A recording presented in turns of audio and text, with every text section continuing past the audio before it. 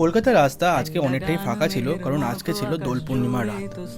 আমরা শোভাবাজারে নেমে আমাদের চেনা কুমারটুলির রাস্তা ধরে চলে গিয়েছিলাম একটা চায়ের দোকানে চা খেতে।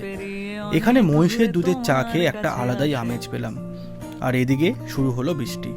খুব জোরে না হলেও হালকা হালকা হচ্ছিল, খুব একটা মন্দ লাগছিল না। বৃষ্টিতে না ভিজে চলে গিয়েছিলাম কলকাতার বুকে 104 বছরের পুরনো দোকান মিত্র ক্যাফেতে।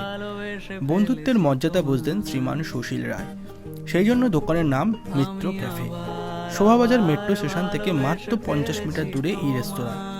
একদম অথেন্টিক ডায়মন্ড ফিশ ফ্রাই এখানকার সিগনেচার আইটেম।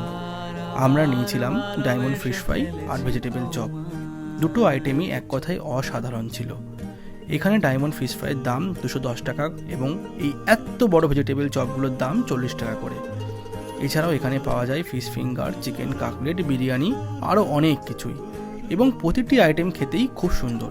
বাঙালিরা এভাবেই বেঁচে থাকুক রসে বসে আহারে।